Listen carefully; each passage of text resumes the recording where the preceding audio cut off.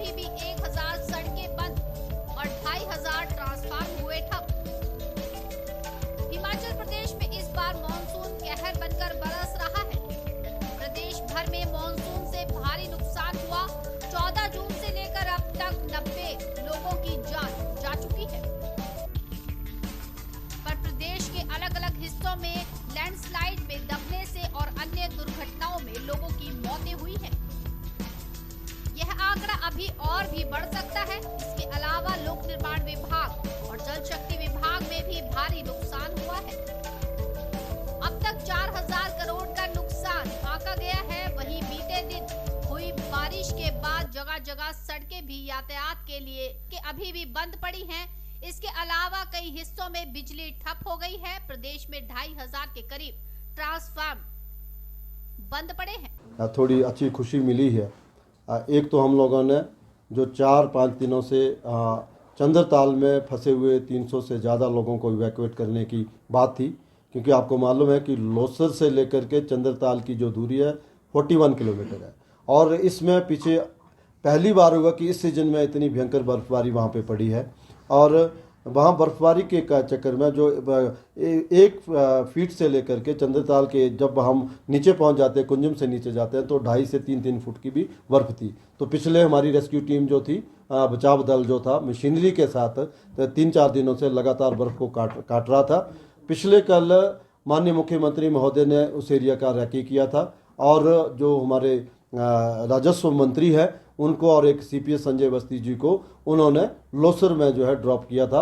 और वो जो है एक अन्य बचाव दल के साथ माननीय मंत्री महोदय वो कल जो है दोपहर बाद जो है वो यहाँ के लिए चंद्रताल के लिए रवाना हुए। और ये जो पूरा हमारा बचाव दल था, माइनस टेम्परेचर के बावजूद 2.5 से 3 फुट बर्फ होने के बावजूद बर्फ़ को काटते हुए रात को 1:30 बजे, क्योंकि हम सारी रात पिछले कई दिनों से जाग रहे हैं, तो 1:30 बजे के आसपास जो है ये जो दल था ये जो है वहाँ पे चंद्रताल में पहुँचा। और सवेरे फिर जो है वापसी में रवानगी जो है 8 बजे के आसपास की। और सभी की लगभग 300 लोगों को सभी को वहाँ से इवैक्यूएट कर लिया गया है और उनके लोसर पहुंच जाएंगे। लोसर से बसों का इंतजाम किया गया। काजा में इन सब लोगों को ठहरने का इंतजाम किया गया है। उसके बाद फिर आगे उनका फर्दर जर्नी प्लान किया जाएगा।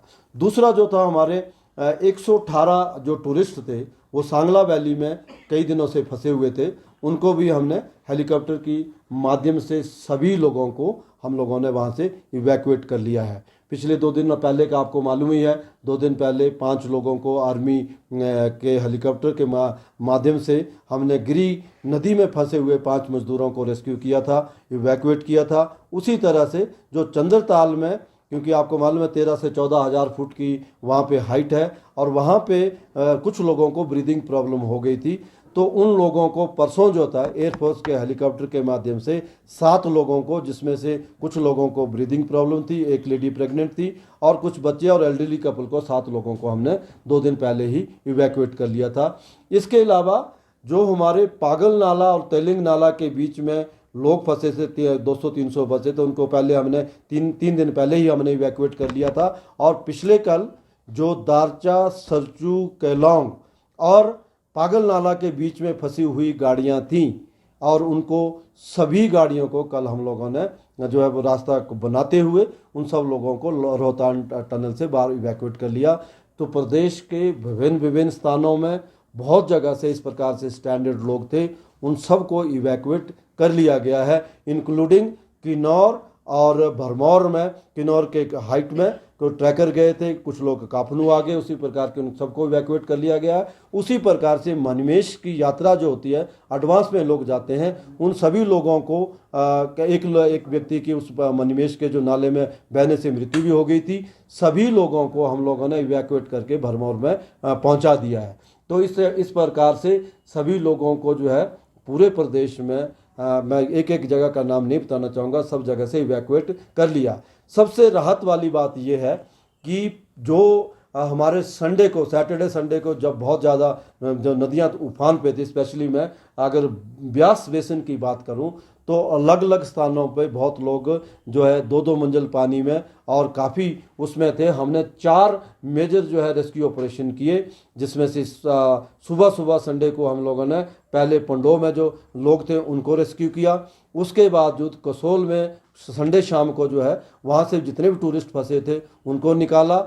और उसके बाद जो है मिडनाइट को संडे की अर्धरात्रि को 2 बजे के आसपास एनडीआरएफ और बाकी एसडीआरएफ और स्थानीय पुलिस और लोगों की मदद से डेयरिंग ऑपरेशन के साथ जो हमारे जो वहाँ पे 10 लोग उस एरिया में फंसे हुए थे उन सबको भी इवैक्यूएट कर लिया था। और फिर मंडे की अर्ली मॉर्निंग को 5 बजे के आसपास जो मनाली आलू पोटैटो ग्राउंड के आसपास 29 लोग थे उनको भी इवैक्यूएट करने थे। हमारे लिए संतोष की बात यही है कि प्रदेश सरकार ने अच्छे कदम लेते हुए, जब हमें मालूम था कि इस प्रकार की कोई घटना घट सकती है, तो ये जो था हम लोगों ने एनडीआरएफ और एसडीआरएफ और बाकी सिविल डिफेंस पुलिस फोर्सेस सभी लोगों को स्ट्रेटेजिक लोकेशन पे डिप्लॉय किया था। इसके तुरंत एक्शन लेने के कारण बीच नदी के, जो कि पहली बार 1960 के बाद इतना जल स्तर जो है ऐसा बताया जाता है कि ब्यास नदी में आया था, एक भी व्यक्ति को हमने मरने नहीं दिया। ये संतोष की बात है। लेकिन फिर भी जो खास करके 4 दिनों में लगभग 33 लोगों की जान गई, जो जब ज़्यादा बारिश हुई थी। ये ज़्यादातर लोग जो हैं या तो घर के मकान के ध्वस्त होने के दबने के कारण डेथ हुई या किसी लैंडस्लाइड के कारण उनकी डेथ हुई। लेकिन सरकार यहाँ पे अनप्रेसिडेंटेड लॉस जो प्रदेश सरकार में हुआ है असेस कर रहे हैं। मुझे लगता है अभी तक जो हमने सवेरे तक लिया है वो जो रिपोर्टेड फिगर है वो 2,500 करोड़ से ज़्यादा बढ़ गई है।